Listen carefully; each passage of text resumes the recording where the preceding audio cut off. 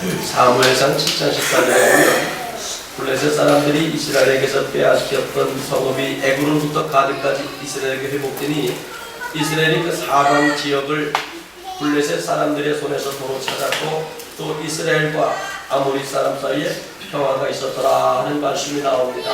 아무쪼 여러분의 인생이 건강을 잃은 분들은 건강 회복되고 도로 찾고 평화하는 축복이 임하고 또 믿음을 잃은 분들, 영성을 잃은 분들은 회복되고 도로 찾고 평화하는 하나님의 은혜와 주의 사랑이 마시기를 주의 이름으로 축원합니다.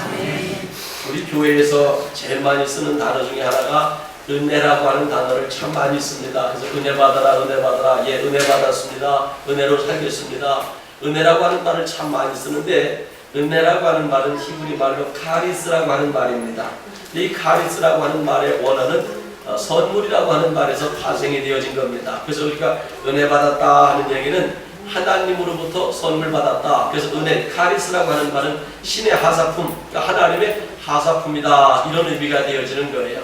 그래서 여러분, 사람들에게도 선물 받으면 얼마나 좋은지 모릅니다. 누군가로부터 물건이 크든 작든 비싸든 싸든 받기만 하면 왜 이렇게 마음이 흐뭇하고 좋은지 모릅니다. 이게 아마 인간의 마음인 것 같아요. 그런데 하나님으로부터 선물 받으면 얼마나 좋을까.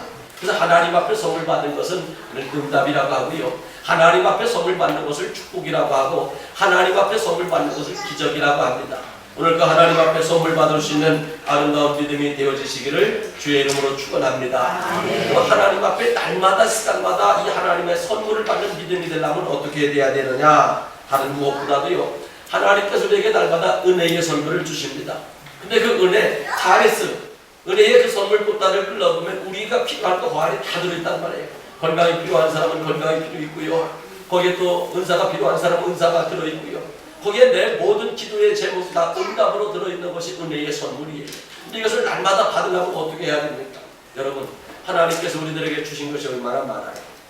하나님께서 우리에게 날마다 시간마다 많은 은혜를 주셨고 많은 축복을 주셨고 응답을 주셨습니다. 그렇다면 우리는 믿음의 기적을 주님 앞에 올려드려야 하나님께서 더 큰 은혜와 축복을 주신다는 것을 기억하시기를 바랍니다. 그래서 하나님께서 우리들에게 기적을 베푸시는 것처럼 우리들도 하나님 앞에 믿음의 기적을 올려드릴 수 있으시기를 바랍니다. 그래서 제가 지난주에 40년 동안 안질병이로 걷지 못하던 사람이 있었습니다. 근데 베드로와 요한의 축복 기도로 말미암아 그가 일어서서 뛰기도 하고 걷기도 하는 역사가 나타났어요. 근데 그 사람은 나름대로 굳건하던 입술, 성전밭 같은 살던 사람이었습니다. 그런 사람이 하나님의 성전 안에 들어가서 하나님을 찬송하는 사람으로 바뀌어졌어요. 이게 뭡니까? 바로 그의 믿음을 하나님 앞에 드리는 겁니다. 이것처럼 내가 뭔가 하나님의 큰 은혜를 받고 믿음을 받았다면, 축복을 받았다면 이렇게 하나님 앞에 영광을 돌리는 아름다운 믿음이 오늘 저와 여러분의 믿음이 되어지시기를 주님의 이름으로 축원합니다. 그럼 우리가 이렇게 하나님의 은혜를 받는 믿음, 하나님의 기적을 받는 믿음이 먼저 되어지고, 그리고 두 번째 하나님의 은혜와 기적을 체험을 하고 하나님 앞에 영광을 돌리는 것이 순서인데, 하나님 앞에 은혜 받고 기적을 체험하는 믿음 생활을 하려면 어떻게 해야 됩니까? 여기는 성경 본문에 보면 나아만이라고 하는 사람이 나옵니다. 근데 이 나아만이라고 하는 사람은 당시 제일 큰 나라, 바로 아람 나라의 군대 장관이었습니다. 바로 왕 다음과는 높은 권세가 있어서 부귀 영화를 누리던 그러한 사람이었습니다. 근데 이 사람이 한센병에 걸렸어요. 그래서 한센병에 걸려서 이제 거의 죽을 날만 기다리는 그러한 지경에 이르렀습니다. 여러분, 아직까지 한센병이라는 것이 의학적으로 치료가 되지 않은 질병인지라 이 병에 걸리면 그냥 추방을 당하든지 죽어야 되는 그런 끔찍한 병이기도 하였습니다. 그런데 이 나아만이라고 하는 사람이 하나님의 은혜를 체험했어요. 생각지도 못했게 자기는 꿈에도 나설 것을 상상도 못했는데 하나님의 은혜로 말미암아 기적같이 그 한센병에서 고침받는 하나님의 은혜를 입었습니다. 여러분, 우리도 이렇게 내 마음에 고침을 받고 내 영혼에 고침을 받고 내 가정에 내 모든 삶에 하나님의 은혜로 고침을 받는 아름다운 삶이 있어져야 될 줄 믿습니다. 물론 육신도 고쳐져야지요. 그래서 저는 신유라고 하는 말을 많이 이야기하는데, 여러분, 신유라고 하는 말은 고치고 치료하고 회복하다 하는 그런 의미가 되어지는 거예요. 그래서 고치고 치료하고 회복시키는 것은 비단 육신만 강하는 거 아니에요. 우리 물론 육신도 내가 질병에 걸렸을 때는 그리스도의 은혜로 말미암아 고쳐지고 치료되고 회복돼야 될 줄 믿습니다. 그러나 여러분, 가정이 불행하고 가정이 힘든 가정들 얼마나 많이 있습니까? 그 가정들도 고쳐지고 치료되고 회복되어지면 행복한 가정이 되어지는 거예요. 어떤 사람은 사업을 합니다. 그런데 왜 이렇게 사업을 하는 것마다 어려운 일 당하고 풀리질 않는지 몰라요. 이것은 바로 그에게 재물권, 축복권이 병들어서 그래요. 그래서 이 축복권이 병든 것도 고쳐지고 치료되고 회복되어져야 그가 하나님의 축복 가운데 살 수 있다는 이야기입니다. 그래서 여러분, 우리가 모든 것, 특별히 여러분 보세요. 요즘에는 이 마음의 질병, 정신적인 질병이 얼마나 큰 문제인지 모릅니다. 그래서 정신적인 질병도 고쳐지고 치료되고 회복되어져야 그가 행복하고 기쁜 삶을 살아갈 수가 있습니다. 여러분, 특별히요, 이 믿음도 질병에 걸릴 때가 있어요. 그럴 때는 하나님의 은혜로 고쳐지고 치료되고 회복되어져야 주님의 역사와 영광을 드러낼 수 있게 되어지는 겁니다. 그래서 오늘 이 말씀을 통하여 여러분들도 하나님의 큰 은혜를 체험하여 여러분의 어떤 문제가 있든지 고쳐지고 치료되고 회복되어지는 주의 축복이 마시기를 주의 이름으로 축원합니다. 여기를 나아만은 한센병에 걸려서 죽을 날만 기다리고 있었던 사람인데 그가 엘리사를 찾아왔습니다. 고침을 받기 위해서 찾아왔습니다. 여러분, 우리가 하나님의 은혜를 받으려면 다른 무엇보다도 주님을 찾아오는 그러한 열심 있는 믿음을 가져야 될 줄 믿습니다. 물론 하나님은 어느 곳에든지 내가 어떤 곳에 있든지 주님은 찾아와서 치료도 해주시는 하나님이지만 그 하나님은 내가 찾아올 때 더 강력하게 은혜를 주신다는 것을 기억해야 될 줄 믿습니다. 여러분, 하나님은 무소부재하신 하나님이다. 우리 그렇게 표현해요. 무소부재라고 하는 말은 안 계신 데 없으신 하나님. 이게 항상 어느 곳에 있든지 함께 하신다는 그러한 것을 의미하는 거예요. 근데 나와 함께 하지만 내가 주님을 찾아올 때 주님이 더 강력하게 역사하시는 거예요. 어떤 사람이 중풍병에 걸렸습니다. 그 사람은 움직일 수 없는 사람이었습니다. 여러분, 네 사람이 들것에다가 그 사람을 싣고 왔는데 사람이 너무 많아서 집안에 계신 예수님을 만날 수도 없어요. 어떻게 했습니까? 바로 지붕에 올라가서 지붕을 헤쳐가지고 그 사람을 끈에다가 달아 내려서 예수님을 만나게 해주었습니다. 바로 이렇게 주님을 찾아오려고 할 때 주님께서 그들의 믿음을 보시고 뇌제 사함을 받아들이라, 일어나 걸으라 하는 순간에 그가 고쳐지고 치료되고 회복된 것을 여러분 믿으시기를 바랍니다. 그래서 이것은 우리가 언제 어느 곳에든지 역사하지만 하나님의 성전을 찾아오고 예수님을 찾아오는 그 믿음을 주님이 기뻐한다는 것을 기억하시기를 바랍니다. 여러분이 하나님의 성전에서 하나님이 축복을 하시겠다고 언약을 하셨어요.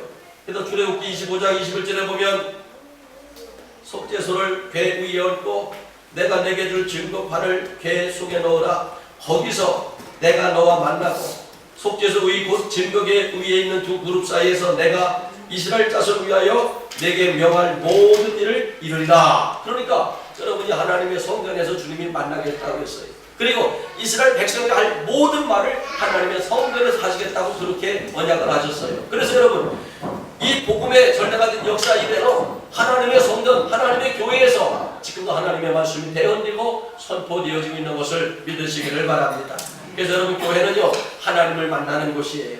하나님의 말씀을 듣는 곳이에요. 그래서 예수님은, 여러분, 사도 바울은 교회는 예수님의 몸이라고 이야기했습니다. 그리고 모세는 이 교회는 하나님의 집이라고 이렇게 이야기를 했습니다. 그래서 여러분, 이 하나님의 집, 예수님의 몸, 하나님의 말씀을 듣는 곳, 하나님과 만나는 이 장소에서 날마다 시간마다 하나님을 만나는 그 아름다운 믿음이 되어줄 수 있으시기를 주의 이름으로 축원합니다. 그런데 여러분, 이곳에 찾아온 사람이 누구입니까? 아람 나라의 군대 장관 나하만입니다. 근데 이 아람 나라 군대 장관, 사실 아람 나라하고 이스라엘과는 날마다 전쟁의 나라였습니다. 그래서 아람 나라는 큰 나라이다 보니까 이스라엘 민족을 수시로 공격해 와서 점령을 했고, 많은 이스라엘 민족의 농산물을 뺏어갔고 이스라엘 사람들을 노예로 잡아가 부려먹고 하던 그러한 일들이 있었습니다. 그럴 때에 이 이스라엘 사람들 편에서 보면 굉장히 속이 상합니다. 이스라엘 사람 편에서 보면 속이 상한 정도가 아니라 아람 나라는 철저히 원수였습니다. 그런데 그가 찾아왔어요. 그가 찾아와서 바로 이스라엘 왕에게 찾아가서 내가 한센병에 걸렸는데 여기를 이스라엘 선지자에게 기도를 받아서 낫기를 원한다고 이야기를 했습니다. 그 이야기를 듣자마자 여기 오늘 본문 6절과 7절에 보면 이스라엘 왕이 그들을 전하니 이르렀으되 내가 내 신하 나아만을 당신에게 보내오니 이 글을 당신에게 읽거든 당신을 그의 나병을 고쳐주소서 하였더라. 이스라엘 왕이 그거를 읽고 자기 옷을 찢으며 이르되 내가 사람을 죽이고 살리는 하나님이냐? 그가 어찌하여 사람을 내게로 보내어 그의 나병을 고치라 하느냐? 너희를 깊이 생각하고 저 왕이 틈을 타서 나와 더불어 시비하려 함인 줄 알라 하니라. 그러니까 여러분, 아람 나라의 군대 장관이 오자마자 이스라엘 왕을 만났는데 이스라엘 왕은 옷을 찢어가며 분개하는 거예요. 내가 저 사람을 어떻게 고칠 수가 있느냐? 내가 사람을 죽이기도 하고 살리는 하나님이냐? 나는 아니다. 괜히 아람 나라에서 티집을 잡아서 우리를 공격해 오려고 하는 거다. 그러면서 옷을 찾아서 막 괴로워했습니다. 여러분, 그것은 뭘 이야기하는 거예요? 이스라엘 편에서 보면 아람 나라 사람들은 철저히 원수입니다. 특별히 나하만은 군대 장관이에요. 날마다 이스라엘 민족을 공격해 와서 힘들게 했던 사람이에요. 근데 그런 철저히 원수 죄인이 찾아와서 자기를 고쳐달라고 하는 거예요. 여러분, 무엇을 이야기하는 거예요? 여러분, 교회는요, 어떤 죄를 졌든지 어떤 악행을 졌든지 누구든지 주님을 다 찾아올 수 있다는 것을 이야기하는 거예요. 여러분, 교회 예수님은 의인을 구원하러 온 것이 아니라 죄인을 구원하러 오셨다고 했어요. 그래서 여러분들도 세상에 살면서 어떤 죄를 졌든지 어떤 악행을 저질렀든지 주님 앞에 먼저 달려나와 비록 부끄럽고 창피하다고 할지라도 무릎 꿇어 회개할 때 주님은 그를 용서하시고 끌어안아 주시는 것을 믿으시기를 바랍니다. 많은 사람들이 그런 얘기를 해요. 예수 믿으셔야지요, 교회 나오셔야지요. 그럼 뭐라 그래요? 아유, 저는 죄가 많아서요. 죄가 많으니까 와야지. 우리 의인이라고 하면 이 자리에 나올 필요 없습니다. 왜? 의인인데 왜 나옵니까? 그냥 가만히 있어도 천국 갈 터인데. 근데 의인이 아니기 때문에 나오는 거예요. 여기를 나와봐는 아주 철저히 원수입니다. 아주 악행자입니다. 수많은 사람, 이스라엘 병사들을 죽인 살인자이기도 합니다. 그런데도 이 사람은 어떻게 했어요? 주님 앞에 달려나왔어요. 여러분, 내가 어떤 죄를 졌든지 무슨 잘못을 했든지 먼저 주님 앞에 달려나와 무릎을 꿇는 그런 아름다운 믿음이 오늘 저와 여러분의 믿음이 되어지시고, 그리고 여러분 주변에도 내가 죄인이라 죄가 많아서 난 달려나가지 못합니다 하는 사람들에게도 그리스도의 복음을 전하요. 예수님께서는 당신이 어떠한 죄를 모발했든지 다가오기를 원하고 계십니다. 주님을 영접하십시오. 주님 앞에 나오십시오. 그러면 주님은 당신의 모든 죄와 허물을 씻어주시고 고치고 치료하고 회복하실 줄 믿습니다. 날마다 증거하고 전하는 믿음이 되어주시기를 바랍니다.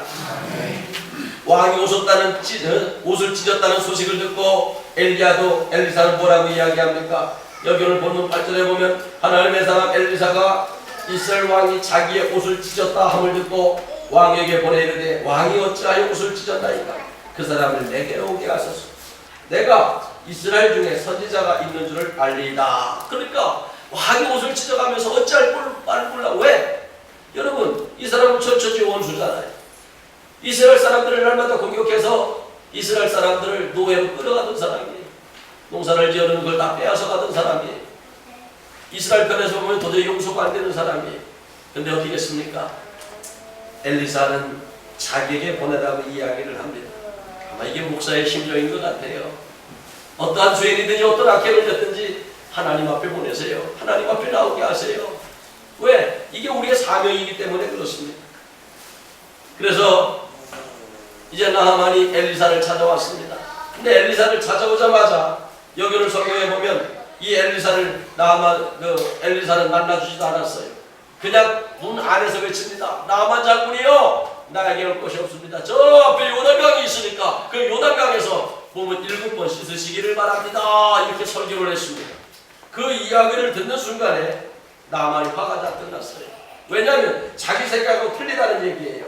자, 한번 보세요. 10절에 보면 엘리사가 사자를 그에게 보내이르되 너는 가서 요단강에 몸을 7번 씻으라. 내 살이 회복되어 깨끗하리라 하는지라. 그랬더니 11절 나하만이 노하여 물러가며 이르되 내 생각에는 그가 내게로 나와서서 그의 하나님 여호와의 이름을 부르고 그의 손을 그 부위 위에 흔들어 나병을 고칠까 하였도다. 여러분, 나하만은 화가 잔뜩 난 거예요. 왜 화가 났습니까?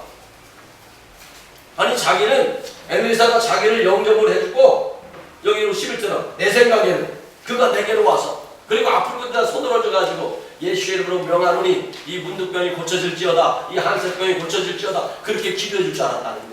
안수기도 해줄 줄 알았다는 얘기예요. 이 11절 보세요. 나하만이 노하여 물러가며 이르되 내 생각에는 그가 내게로 나와 서서 그의 하나님 여호와의 이름을 부르고, 오늘하고 똑같지요. 여호와의 이름을 부르고 그의 손을 그 부위 위에 흔들어 나병을 고칠까 하였도다. 이게 자기 생각이었어요. 그러니까 아픈 곳에다가 손을 얹어주기를 원하였던 거예요. 그렇게 안수해서 고쳐주기를 원했는데 나아보지도 않고 요단강 물에 가서 7번 몸을 씻으라고 하니까 막 화가 난 거예요. 여러분, 많은 사람들이 교회를 찾아와서 시험 드는 이유 중에 한 가지가 바로 이겁니다. 교회 오니까 내 생각하고 틀리단 말이에요. 예를 들어서 지금 그 얘기죠. 목사님 앞에 안수기도 받아서 고침받기 원했는데 목사는 안수기도 안 해주는 거예요.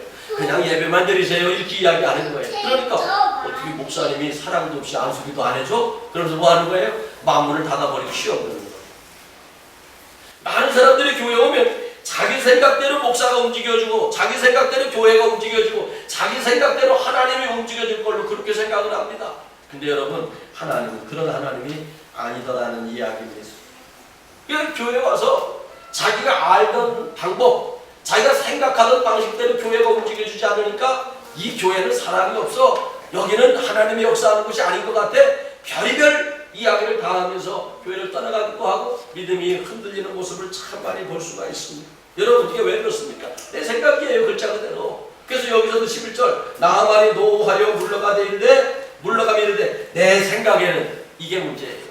여러분, 신앙생활은 내 생각으로 신앙생활하는 것이 아니라는 이야기예요. 내 생각 속에 누구의 생각? 하나님의 생각이 들어가야 되는 거예요. 근데 많은 사람들이 교회 와서 내 생각으로 주의 종을 판단하고 내 생각으로 우리 장로님들을 판단하고 내 생각으로 교인들, 권사님들을 판단을 합니다. 그러면서 교인이 하는 거예요. 아니요. 교인은요, 하나님 말씀대로 살아가는 사람들이 교인이에요. 할렐루야. 근데 내 생각으로 자꾸 판단하니까 시험에 드는 거예요. 그래서 여러분들이 교회 와서 우리 교회는 어떤 교회가 되어졌으면 좋겠다, 이거 자꾸 생각할 거 없어요. 딱 한 가지만 돼. 하나님 말씀 위에 세워지는 교회. 할렐루야. 하나님이 말씀이 가나하면 가고 하나님이 말씀이 서러하면 서는 교회, 바로 이러한 교회가 하나님을 축복하는 교회예요. 하나님이 역사하는 교회인 걸 믿으시기 바랍니다. 근데 이 내 생각이라고 하는 얘기는 다 인간적인 생각이에요. 그 얘기는 인본주의적인 거란 말이에요. 인본주의적인 교회에서는 하나님이 역사하실 수가 없습니다. 그래서 우리 교회는 철저하게 하나님의 말씀 안에서 세워지는 그러한 교회가 되어져야 될 줄 믿습니다. 그런데 왜 이렇게 엘리사는 만나주지도 않고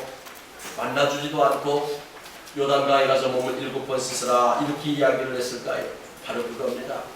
엘리사라고 하는 선지자, 오늘날 이야기 엘리사 목사님은 능력과 은사가 굉장히 많다. 그분 앞에 기도받으면 낫는다. 여러분, 이 사람은 하나님을 만나러 온 사람이에요? 엘리사를 만나러 온 사람이에요? 엘리사 만나러 왔습니다. 그럼 여러분, 목사는요, 성도들 많이 만나는 것, 이게 문제가 아니에요. 그 성도들이 하나님을 만나게 다리를 놓아주는 사람이 목사의 역할입니다. 그래서 여러분, 목사는요, 보통 히브리 말로 목사를 지칭하는 단어가 3가지 단어가 나와요. 첫째는 코헨, 왕, 지도자, 권세자 이런 뜻이요. 그래서 백성들을 이끄는 자예요.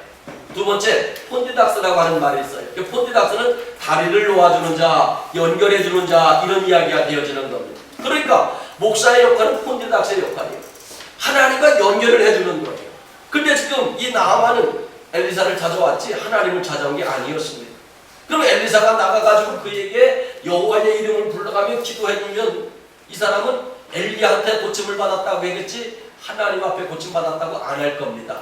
그러니까 엘리사는 뭐라고 하는 거예요? 저 요단강에서 묻고 있어라. 나 의지하지 말고 하나님 의지하며 씻어라. 그걸 지금 이야기를 하는 거예요. 그걸 이야기하는 거예요. 아마 저는 그런 생각을 가끔 해봐요. 이게 성경에는 그렇게 나와있지 않지만 예수님께서 각색 병자들을 고쳐주실 때마다 항상 그의 믿음을 보시고 고쳐주셨잖아요. 난 이 나만이 엘리사도 만나지 못하고 오직 하나님만 만나게 하려고 엘리사가 그랬던 것 같아요. 그렇다면 이 물속에 들어갈 때마다 한 번 들어가서 예를 들어서 주여 믿습니다. 내가 주님을 믿습니다. 한 100번씩 외치고 나왔을 것 같아요. 그러면서 그가 7번 들어가서 주여 내가 믿습니다. 여호와가 나의 구세주요 나의 하나님이십니다. 여호와는 나의 생명이십니다. 이걸 외치고 나올 때 그가 확실한 믿음이 들어가. 그 믿음을 보시고 하나님께서 그의 질병을 치료해 주신 것 같아요. 오늘 여러분 교회 와서 목사 바라보면 시험 듭니다. 여러분 교회 와서 성도들 바라봐도 시험 들어요. 오직 하나님만 바라볼 수 있는 믿음이 되어지시길 바랍니다. 엘리사는 내가 아무리 능력과 은사가 있다고 할지라도 나 만나면 시험 든다. 하나님 바라봐라. 이걸 외치기 위하여 요단강에 가서 7번 볼 것이다. 그리고 만나주지도 않았던 것을 알 수가 있습니다. 세 번째로 하나님의 기적을 체험하려고 하면 믿음의 인도자를 잘 만나야 합니다. 정말 이게 너무 중요한 것 같아요. 여러분 여기 오늘 말씀해 보면 막 그 나하만이 화를 막 냈습니다. 여러분 이 사람은 아람 나라의 군대 장관이에요. 아주 부귀영화를 누리는 권세자 중에 권세자입니다. 이 사람이 막 화를 내는 거예요. 11절에 보니까 그 부의 손으로 나병을 고칠까 했도다. 아주 고하여 막 이렇게 화를 냈습니다. 12절 다메섹강 아바라와 바르딜은 이스라엘 모든 강물보다 낫지 아니하냐. 내가 거기서 몸을 씻으면 깨끗하게 되지 아니하냐 하고 몸을 돌려 분노하며 떠나니 막 몸을 돌려서 가자. 저 요단강은 지저분한데 우리나라에 다메섹강 아바라강 바르발강은 얼마나 깨끗하고도 좋냐. 그 물로 가서 내가 씻어야 되겠다. 가자. 그래서 분노했습니다. 여러분이 나하만이 분노를 하면은요 곧 전쟁이 되어지는 거예요. 아주 위기의 순간입니다. 그럴 때에 이런 사람이 우리 교회도 좀 있어야 돼요. 13절에 보십시오. 다 같이 한번 읽어봅니다. 그의 종들이 나와서 말하되 내 아버지여 선지자가 당신에게 큰 일을 행하라 말하였다면 행하지 아니하였으리까. 하물며 당신에게 이르되 씻어 깨끗하게 하라 함이리까. 이게 무슨 얘기예요? 장군님 왜 화를 냅니까? 오늘 여기 온 목적이 저 엘리사 목사님이 무슨 말씀을 하시든지 그 말씀대로 순종하려고 오시지 않았습니까? 그러면 그 엘리사 목사님이 요단강에 가서 7번 씻으라고 했으면 씻어야죠. 왜 자꾸 화를 내고 돌아가려고 하십니까? 그걸 이야기해 주는 거예요.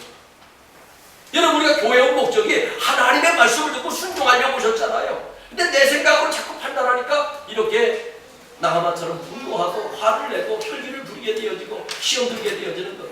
근데 여기 이런 사람이 있어야 돼. 13절 그 종이 이야기하는 거예요. 이 사람은 그냥 종이야 종. 장군님 아니 목사님이 엘리사 목사님이 이야기했으면 순종하려고 여기 오셨으니까 순종을 해야지요. 왜 자꾸 화만 내십니까? 여러분 이 얘기를 가만히 보면은요 오늘날 얘기합시다. 목사가 뭔가 설교를 했어요. 설교를 들어서 그 말에 그냥 마음에 상처를 받아가지고 화를 내면서 어떻게 목사님이 그렇게 설교를 할 수 있느냐고 막 시험 들어서 마음을 닫고 떠나려고 하는 거예요 지금. 그랬더니 이 종 같은 집사가 가가지고 뭐라고 얘기하는 거예요. 왜 그러냐 왜?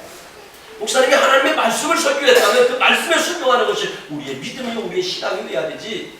왜 자꾸 엉뚱한 생각하고 네 생각으로 판단하느냐고 지금 책망을 하면서 그를 붙잡아 세우는 거예요. 여러분 이처럼 교회는요 성도들을 잘 지도하고 그들의 믿음을 결국에 붙잡아 줘야 될 성도들이 있어야 된다는 거예요. 이게 양육이에요. 이게 양육. 교회 안에서의 양육. 여기 오늘 붙잡으려면 엘리사 목사님이 저 요단강에 가서 7번 몸을 씻어라 그렇게 설교를 했더니 나하만이 시험 들었잖아요. 시험 들어서 지금 뭐 화를 내면서 떠나가려고 하는 거예요. 그때 누가 이 종이 13절 그들의 종들이 나와서 그러니까 종들이 하는 것을 보면 한두 사람이 아닌 것 같아요. 그래서 우리 교인들이요 13절 그의 종들이 나와서 이렇게 했죠. 그의 종들 바로 시험 들어서 말씀을 잘못 오해해서 믿음이 흔들리는 사람들을 잘 붙잡아주고 견고하게 하는 그의 종들 같은 그러한 믿음을 가져야 될 줄 믿습니다. 서로 믿음을 붙잡아주는 거예요. 서로 믿음을 서로 세워주는 거예요. 사실 엘리사가 시험 들라고 분노하라고 저 요단강에 가서 7번 몸을 씻으라고 설교한 건 아니잖아요. 고침받게 하려고 하는 좋은 의도로 설교한 거잖아요. 하나님의 뜻을 전할 거잖아요. 근데도 누구는 이 믿음을 없는 나하만은 시험 들었죠. 그래서 떠나려고 할 때 이 종들이 붙잡아주지 않았더라면 어떻게 됐을까? 아마 나하만은 고침받지도 못했고요. 결국에는 하나님 품에서 영원히 떠나가는 그러한 사람이 됐을 거예요. 오늘날 이야기하면 하나님이 뭐고 다 떠나가서 영원히 지옥 갈 사람이 되어졌을 거예요. 여러분 그래서 우리가 그냥 나 한 사람 조용히 교회 와서 예배드리고 가면 되지 아니요. 이렇게 이 종들처럼 붙잡아주고 믿음으로 붙잡아주고 하나님의 말씀을 순종하게끔 인도해주는 그러한 아름다운 믿음을 여러분이 가질 수 있으시기를 바랍니다. 그래서 이건 교회 안에서 양육이에요. 그래서 교회 안에서 양육은 여러분들이 해야 되는 거예요. 또요, 이 나하만이 엘리사 목사를 찾아온 것은요 혼자 스스로 찾아온 거 아니에요. 여기 오늘 본문 3절에 보면 자, 2절에 보십시오. 전에 아람 사람이 떼를 지어 나가서 이스라엘 땅에서 어린 소녀 하나를 사로잡음에 그가 나하만의 아내에게 수종들더니, 그러니까 이 아람 나라에서 이스라엘 땅을 공격을 해서 어린 소녀를 노예로 붙잡아온 거예요. 전쟁 포로로 붙잡아서 나하만의 아내를 수종드는 노예로 부려먹고 있었어요. 그럴 때에 3절에 보십시오. 그의 여주인에게 이르되 우리 주인이 사마리아에 계신 선지자 앞에 계셨다면 좋겠나이다. 그가 그 나병을 고치리이다 하는지라. 그래서 이제 그 여주인이 그러는, 나하만의 부인이 우리 장군님이 지금 나병 한슬병에 걸려서 지금 어려움을 겪고 있는데 빨리 나서야 되는데 어떻게 해야 될지 모르겠다는 이야기를 이 어린 꼬마가 듣는 거예요. 이 어린 소녀가 듣고, 비록 노예 신분이지만 뭐라고 하는 거예요? 우리나라에 가면 사마리아 땅에 엘리사 목사님이 계신데 엘리사 목사님한테 가서 설교 듣고 은혜 받고 엘리사 목사님한테 기도만 받으면 고침받을 텐데 뭘 걱정하십니까? 그 이야기를 듣고 누가 나하만을 찾아온 거예요. 여러분, 이건 뭐예요? 교회 바깥에서 전도예요. 여러분, 이게 오늘 우리들의 아름다운 모습이 돼야 돼요. 교회 바깥에서도 이렇게 전도하고 또 교회 안에서도 그의 믿음을 막 분노하면서 시험대로 떠나가려고 할 때 그들의 믿음을 붙잡은 종들 같은 그 믿음이 오늘 저와 여러분의 믿음이 되어지시기를 바랍니다. 우리 그런 얘기 많이 하죠. 목사님, 제가요 믿음이 부족해서 그런 거 잘 못해요. 여러분, 믿음이 부족하다고 그 사람은 평생 부족한 사람이에요. 아니요, 부족하면 부족한 대로 진실한 마음으로 하면 되는 거예요. 여러분, 제가 늘 이야기하듯이 빌립보서에 보면 유모라고 하는 말이야. 유모가 자녀를 기르다 자유도다 하는 그런 말씀이 나와요. 우리 어린아이들을 기르다 보면 그런 거 있어요. 이제 요새 제가 보면, 자, 이 샤론이가 지금 2살인가요? 만 2살? 그쵸? 그리고 그의 동생이 이루다가 1살이에요, 1살. 그러면 이제 지금 아직 이루다, 그럼 보세요. 샤론이가 아직 말도 잘 못하고 해도요, 지 동생은 돌봐요, 안 돌봐요? 끔찍해 돌봅니다. 우리가 동생을요, 조금만 막 안고 좀 이상하게 하려고 해도요, 걔 옆에서 가지고 물도 떨어지지도 않으려고 해요. 왜? 이게 있어. 1살 차이라고 할지라도요, 지가 언니라 이거예요. 언니는 동생을 돌볼 줄 알아요. 이제 지가 말할 줄 알면은 너 이렇게 해봐 저렇게 하면서 지가 별걸 다 가르쳐요. 부모가 보면 얼마나 가소로운지 몰라. 그런데도 이 동생은 다 따라가요. 여러분, 마찬가지예요. 우리가 비록 예를 들어서 나는 4살의 믿음밖에 안 돼. 그러면 처음에 교회 나온 사람은 3살, 2살밖에 더 되겠습니까? 그들을 가르치려고 내 수준으로 어떻게 이 종들처럼, 장군님, 아니 여기까지 교회까지 온 것은 하나님의 말씀을 듣고 그 말씀에 순종하려고 온 거지, 그 말씀에 이렇게 분노하고 자기 생각 얘기하려고 나온 거 아니잖아요. 하나님 말씀 듣고 순종합시다, 이거 가르치는 거예요. 이게 교회에서 양육이란 말이에요. 그래서 우리 교회는요, 이렇게 양육이 잘 되는 교회가 돼요. 이거 목사 혼자 아무리 발버둥쳐도 안 돼요. 왜? 엘리사 목사가 설교했는데 시험 들었잖아요. 근데 엘리사 목사가 설교했는데 시험 들었는데 엘리사가 찾아가서 이렇게 해라 저렇게 해라 말하면 듣겠어요, 안 듣겠어요? 안 들어요. 그래서 양육이 필요한 거예요. 그래서 양육이 필요한 거예요. 그 종들이 그를 붙잡아 줬어요. 그랬더니 어떻게 됐습니까? 여기 오늘 14절, 나하만이 이에 대하여 하나님의 사람의 말대로 요단강에 7번 몸을 잠그니 그의 살이 어린 나이에 살같이 회복되어 깨끗하게 되었더라. 할렐루야. 기적을 체험을 했습니다. 자, 여기서부터 우리의 믿음이 필요한 거예요. 자, 지금까지 하나님의 은혜를 받았어요.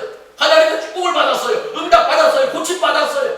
그렇다면 나의 믿음을 하나님 앞에 드리는 것이 오늘 우리의 믿음이 되어야 된다.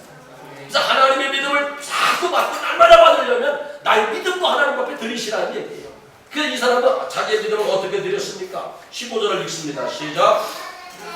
나하만이 모든 군대와 함께 하나님의 사람에게 돌아와서 그의 앞에 서서 이르되 내가 이제 여호와 외에 온 천하에 신이 없는 줄을 아나이다. 뭐라고 했습니까?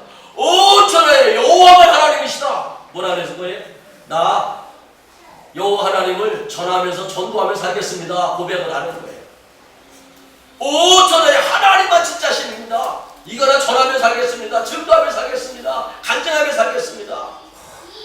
내가 하나님이 나의 신이고 하나님이 나의 병 고쳐줬습니다.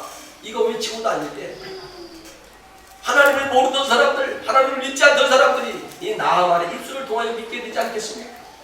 이게 하나님이 얼마나 크게 영광 받으시는 거예요. 여러분, 이렇게 여러분의 입술로 하나님 앞에 영광 돌릴 수 있으시기를 바랍니다. 그러면서 15절을 읽습니다. 나하만이 17절 나만 이르되 그러면 청하건대 노새 2마리의 실을 흙을 당신의 종에게 주소서. 이제부터는 종이 번제물과 다른 회중 제사를 여호와 외 다른 신에게는 드리지 아니하고 다만 여호와께 드리겠나이다. 여러분 나아만은요 지금 이제 아람 나라로 돌아가야 되잖아요. 고침받았으니까 돌아갈 때 그냥 들어갈 수가 없어요. 그래서 성전 옆에 있는 흙을 노새에다가 실어주면 이걸 가지고 그 흙을 빚어서 벽돌을 찍어서 번제단을 만들겠다. 그리고 내가 오직 하나님에게만 번제의 예배를 드리겠다. 다른 신은 절대로 섬기지 않겠다. 이렇게 이야기하는 거예요. 여러분 내가 하나님의 은혜를 받았으면 응답을 받았으면 온전한 예배자가 되어야 될 줄 믿습니다. 하나님 앞에 은혜 받았으면서도 예배를 드리지 않는다면 하나님 기뻐하지 않잖아요. 그래서 내가 예배를 드리는 것이 하나님 앞에 나의 믿음을 드리는 거예요. 그러면서 그래서 회생제를 드리겠습니다. 회생은 뭐예요? 하나님이 나에게 은혜를 줬으니 난 주님을 위하여 헌신하겠습니다. 회생하겠습니다. 주님을 위하여 내가 충성하겠습니다. 그런 믿음으로 하나님 앞에 드렸더니 하나님께서 더 큰 은혜를 주시는 겁니다. 또 18절을 보십시오. 오직 한 가지 일이 있사오니 여호와께서 당신의 종을 용서하기를 원하나이다. 곧 내 주인에게 림몬의 신당에 들어가 거기 경배하며 그가 내 손을 의지하심에 내가 림몬의 신당에서 몸을 굽히오니 내가 림몬의 신당에서 몸을 굽힐 때에 여호와께서 이 일에 대하여 당신의 종을 용서하기를 원하나이다. 무슨 얘기냐면 아람 나라는 림몬이라고 하는 신을 섬기는데 그 림몬 신당에 들어가서 왕이 절을 하는데 나하만이 꼭 왕의 팔을 붙잡고 같이 절을 하게 되어져 있단 말이에요. 그러면 지금 여기 15절에 보면 난 여호와만 섬기겠다고 언약을 해놓고 림몬 신전에 가서 절을 하면 우상을 숭배하는 거 아니냐 이렇게 이야기할 거 아니에요. 근데 미리 이야기를 하는 거예요. 나는 내가 군대 장관이기 때문에 림몬 신전에 들어가서 왕의 팔을 잡고 함께 절을 할 수밖에 없습니다. 그러나 내 마음은 그건 절이 아니라 그냥 내가 관직에서 행하는 일뿐이고 오직 여호와 하나님만 섬기겠습니다. 이걸 고백하는 거예요. 여러분 하나님이 얼마나 기뻐하시겠어요. 이 말 한마디가 하나님을 기쁘시게 해드리는 거예요. 이렇게 하나님을 기쁘시게 해드리는 그 믿음을 하나님 앞에 드릴 때에 하나님은 더 큰 은혜를 날마다 우리에게 주시는 것을 믿으시기를 바랍니다. 여러분 성경에 보면 사울이라고 하는 사람이 나와요. 여러분 사울이라고 하는 사람은 가장 작은 지파 베냐민 사람인데 그 베냐민 지파 가장 작은 지파 베냐민 지파 중에서 왕이 되어졌어요. 이스라엘 민족의 초대 왕이 되었을 때 그는 얼마나 좋습니까? 얼마나 그게 가문의 영광이요 본인에게 영광입니다. 근데 그 하나님의 귀한 축복을 받고 이 사울은요 하나님 앞에 믿음을 드리지 못하여 하나님 앞에 책망만 받은 사람이 사울 왕입니다. 성경에 보면 하나님께서 사울 왕에게 첫 번째 임무를 내리셨어요. 그가 왕이 되어졌으면 저 아말렉 사람들을 쳐서 그들의 모든 소유를 남기지 말고 진멸하되 남녀와 소와 젖먹는 어린아이와 우양과 낙타와 나귀를 죽이라 명령을 내렸어요. 그랬더니 어떻게 했습니까? 자 말씀을 한번 펴봅니다. 사무엘상 15장을 한번 펴보세요.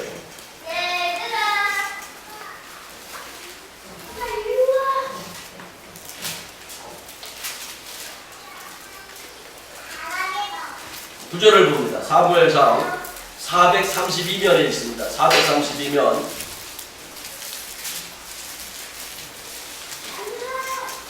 사무엘상 15장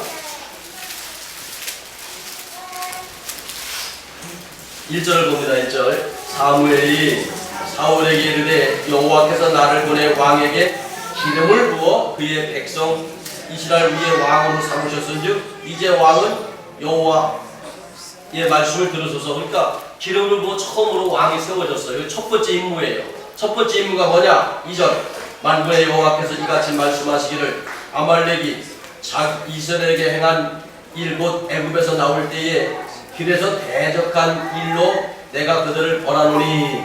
여러분 하나님은요 기억력이 얼마나 좋으신지 몰라요. 400년 전에 이스라엘 민족들이 애굽에서 나와서 광야로 들어갔을 때 아말렉 사람들이 이스라엘 민족 뒤를 공격을 해서 유대 민족들을 친 적이 있습니다. 그랬더니 하나님 그때 언약한 게 있어요. 힘도 없고 싸울 준비도 안 되고 또 나를 의지하여 나온 내 백성을 아말렉 사람들이 쳤다 하여 내가 너희들을 반드시 진멸할 것이다 이야기를 하셨어요. 그래서 사울 왕이 처음으로 세워지자마자 그 400년 전에 그 언약을 이루게 하시는 거예요. 그래서 그 언약 3절 보십시오. 지금 가서 아말렉을 쳐서 그들의 모든 소유를 남기지 말고 진멸하되 남녀와 소아와 젖 먹는 아이와 우양과 낙타와 나귀를 죽이라. 그러니까 하여간 살아있는 모든 생명체를 다 죽이라는 거예요. 남녀노소 구분하지 말고 짐승들까지 다 죽이라는 거예요. 자, 그랬더니 보십시오. 9절 시작. 사울과 백성이 아각과 그의 양과 소의 가장 좋은 것, 또 기름진 것과 어린 양과 모든 좋은 것은 남기고 진멸하기를 즐겨 아니하고 가치 없고 사치하는 것은 진멸하니라. 아니, 하나님의 말씀대로 순종했어요, 안 했어요? 순종하지 않았어요. 다 죽이라고 했는데 아주 살찐 소, 살찐 양 이런 것은 다 놔뒀어요. 그 여자들도 살려두었어요. 그 왕도 살려두었어요. 아주 건강한 사람도 다 살려두었어요. 왜? 노예를 부려먹으려고. 그리고 가치 없고 병들고 빌들이 않고만 다 죽였어요. 하나님의 말씀에 순종하지 않았어요. 그랬더니 그 일로 인하여 어떻게 했습니까? 11절 내가 사울을 왕으로 세운 것을 후회하노니. 하나님이 즉각 후회를 했어. 왜? 아니, 하나님의 말씀에 순종하지 않으니까. 11절 내가 사울을 왕으로 세운 것을 후회하노니 그가 돌이켜 나를 따르지 아니하며 내 명령을 행하지 아니하였습니다. 하나님만 근심하는 거예요. 왜 또 근심을 했느냐? 이게 이것 때문에. 자, 12절을 보십시오. 시작. 사무엘이 사울을 만나려고 아침에 일찍이 일어났더니 어떤 사람이 사무엘에게 말하여 이르되 사울이 갈멜에 이르러 자기를 위하여 기념비를 세우고 발길을 돌려 길갈로 내려갔다 하는지라. 자, 보세요. 지금 이 아말렉과 전쟁에서 이겼어요. 이기면 뭐 해야 돼요? 하나님 감사합니다. 하나님이 도와주셨습니다. 이렇게 해야 되는 거죠. 근데 내가 이겼다. 내가 이겼다고 자기를 위해서 기념비를 세웠어. 사울 왕이 아말렉과 전쟁에서 대승을 거두다 이렇게 기념비를 세웠다는 얘기예요. 그럼 여러분 보세요. 사울 왕이 하나님 앞에 믿음을 드렸어요? 안 드렸어요? 안 드렸잖아요. 믿음을 안 드렸어요. 믿음을 안 드리니까 그때 하나님께서 즉각 반응을 하시는 거예요. 내가 왕으로 세우고 후회한다. 왕으로 세우고 후회한다. 그러면서요. 자, 15장 26절을 보시죠. 15장 26절 시작. 사무엘이 사울에게 이르되 나는 왕과 함께 돌아가지 아니하리니 이는 왕이 여호와의 말씀을 버렸으므로 여호와께서 왕을 버려 이스라엘 왕이 되지 못하게 하셨음이니이다. 하나님이 버렸다 이거예요. 왜? 믿음을 드리지 않으니까. 그래서 얘가 여러분들이 날마다 하나님의 은혜를 올리시고요, 나의 믿음을 하나님 앞에 드리란 말이에요. 예배를 드리십시오. 헌신함으로 드리십시오. 순종함으로 드리십시오. 그럴 때 하나님께서 날마다 시간마다 더 큰 은혜와 기적을 베푸시는 걸 믿으시길 바랍니다. 그래서 여러분, 하나님의 은혜를 체험하면 체험할수록 나의 믿음으로 하나님 앞에 영광을 돌린다면 하나님께서 더 큰 은혜를 주시는 것이 이게 신앙의 법칙이에요. 근데 이 사울 왕이 실패한 게 바로 그거예요. 자기를 위해서 기념비를 쌓으면서도 하나님 앞에 감사하고 믿음을 드리진 않았어요. 믿음을 드리지 아니하니까 하나님께서 네가 내 말을 버렸어? 나도 너를 버렸어. 내가 너를 왕으로 세운 것을 내가 후회한다. 하나님 즉각적으로 반응을 하셨잖아요. 여러분, 이것처럼 내 믿음을, 변화된 믿음을 하나님 앞에 온전히 드릴 수 있으시길 바랍니다. 그럴 때 하나님께서 날마다 시간마다 더 큰 은혜와 은총과 축복을 주시는 것을 믿으시기를 바랍니다. 할렐루야. 여러분, 성경에 보면 시몬 베드로라고 하는 사람이 나와요. 이 시몬 베드로, 여러분이 생각하기에 어떤 사람입니까? 자, 시몬 베드로 딱 생각나는 게요. 사탄아 뒤로 물러가라. 너는 하나님의 일, 사람의 일로 생각하는 거예요.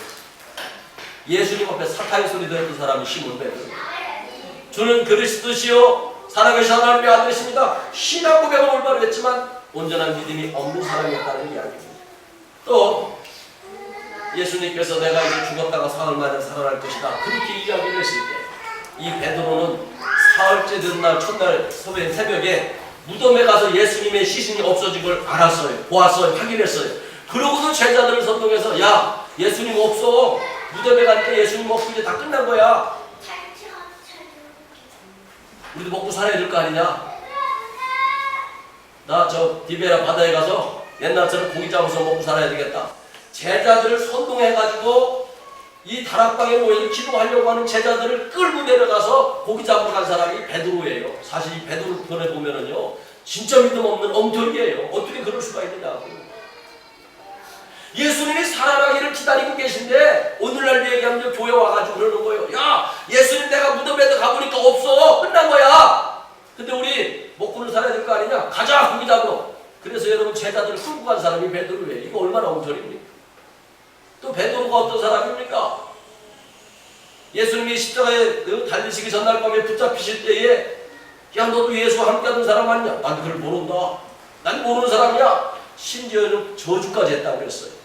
그거는 예수님을 향하여 생각을 상상할 수 없는 욕구를 했다는 거예요. 비난을 했다는 얘기예요. 그랬던 사람이 이 시몬 베드로였어요. 근데 그 사람이 어떻게 변했습니까? 그때는 그냥 은혜만 받는 사람이었기 때문에 아무것도 없었어요. 근데 그 사람이 바로 예수님께서 찾아가서 요한의 아들 시몬아, 네가 나를 사랑하느냐? 그를 깨우치셨고 그가 마가의 학교에 가서 기도함으로 말미암아 이제 사람이 바뀌었습니다. 그가 바뀌고 나서 어떤 일들이 벌어졌습니까? 사도행전 4장을 한번 봅니다.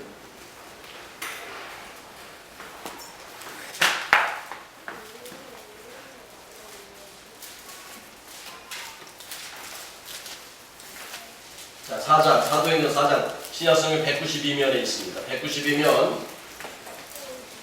1절, 사도들이 사도행전 4장 1절, 사도들이 백성에게 말할 때에 제사장들과 성전 맡은 자와 사두개인들에 이르러 예수 안에 죽은 자의 부활이 있다고 백성을 가르치고 전함을 시도하여 그들을 잡음에 날이 이미 저물었으므로 이튿날까지 가두었으나. 자, 이때 베드로와 요한이 붙잡힌 거예요. 예수님이 부활하셨다고 전하니까 이걸 시도하는 제사장과 또 성전을 맡은 자와 사두개인들이 붙잡아서 이틀 동안 감옥에다 가둬놨던 거예요. 그래놓고 지금 재판을 합니다. 5절에 보십시오. 이튿날 관리들과 장로들과 서기관들이 예루살렘에 모였는데 대제사장 안나스와 가야바와 요한과 알렉산더와 빚 대제사장의 군중이 다 참여하여 사도들을 가운데 세우고 묻되 너희가 무슨 권세와 누구의 이름으로 이 일을 행하느냐. 여러분, 이 사람들은요 지금 이 베드로를 죽일 수 있는 권한이 있는 사람들이에요. 감옥에 넣을 수 있는 그런 권력자들입니다. 그런 사람들이 지금 베드로를 가운데 세우고 재판을 하는 거예요. 네가 누구의 권한으로 이렇게 예수의 이름을 전하느냐. 그렇게 이야기를 했어요. 그렇게 물어보자마자 뭐라고 이야기합니까? 자, 10절에 보십시오. 너희와 모든 이스라엘 백성들을 알라. 너희가 십자가에 못 박고 하나님을 죽은 자 가운데서 살리신 나사렛 예수 그리스도의 이름으로 이 사람이 건강하게 되어 너희 앞에 섰느니라. 자, 그러면서 뭐라고 합니까? 너희들이 십자가에 못 박고 하나님이 죽은 자 가운데 살리신 나사렛 예수의 이름을 증거하는 사람이 되어졌습니다. 아니, 전에는 어떤 사람이 나는 예수님을 모른다고 3번씩이나 부인하고 저주까지 했던 이 사람이 이렇게 믿음을 드리기 시작을 하는 거죠. 그러면서 12절을 보십시오. 12절. 다른 이로서는 구원을 받을 수 없나니 저나 사람 중에 구원을 받을 만한 다른 이름을 우리에게 주신 일이 없습니다. 오직 예수밖에 없다는 거예요. 그렇게 막 외쳤습니다. 그랬더니 그 이야기를 다 듣고 나도 이 사람을 도저히 흠을 잡지 못할 것 같아요. 어떻게 할 방법이 없어서 17절을 보십시오. 다 같이 한번 읽습니다. 이것이 민간에 덮어지지 못하게 그들을 위협하여 이 후에는 이 이름으로 아무에게도 말하지도 말게 하자 하고 그들을 불러 경고하여 도무지 예수의 이름으로 말하지도 말고 가르치지도 말라. 자, 이제 마지막 결론 내리는 거예요. 야, 너는 지금 우리가 감옥에 넣을 수도 있고 죽일 수도 있는데 용서해 주겠다. 그 대신에 바깥에 나가서 예수의 이름을 말하지도 말고 전하지도 말아라. 그렇지 아니하면 다시 감옥에다가 잡아놓겠다. 이 얘기를 하는 거예요. 근데 그 이야기를 하자마자 베드로 보십시오. 19절 시작. 베드로와 요한이 대답하여 이르되 하나님 앞에서 너희 말을 듣는 것이 하나님 말씀 듣는 것보다 옳은가 판단하라. 우리는 보고 듣는 것을 말하지 아니할 수 없다. 여러분, 온전히 믿음을 하나님 앞에 드리는 사람으로 바뀌어졌어요. 그랬더니 하나님께서 베드로 얼마나 위대하게 쓰셨습니까? 전에는 하나님을 예수님을 모른다고 3번씩 부인하던 사람이, 그리고 제자들을 선동해서 고기 잡아 먹던 사람이, 믿음이 좋은 것 같지만 예수님 앞에 사탄의 소리를 들을 정도로 엉터리였어요. 근데 그가 성령 받고 나서는 하나님 앞에 믿음을 드리는 사람으로 바뀌어졌어요. 그랬더니 그를 통해서 하나님께서 40년 동안 걷지도 못한 사람을 일으켜 세우는 기적의 사람으로 바꿔주신 것을 알 수가 있습니다. 오늘 여러분, 이제 우리 하나님의 은혜를 더 많이 받으려면 내 믿음을 하나님 앞에 드리십시오. 어떤 믿음을 드리시렵니까? 예수님 앞에 날마다 시간마다 이렇게 베드로처럼 나아만처럼 믿음을 드리십시오. 하늘문을 활짝 여시고 바로 카리스, 은혜의 선물을 여러분에게 날마다 내려주실 걸 믿으시길 바랍니다. 기도하겠습니다.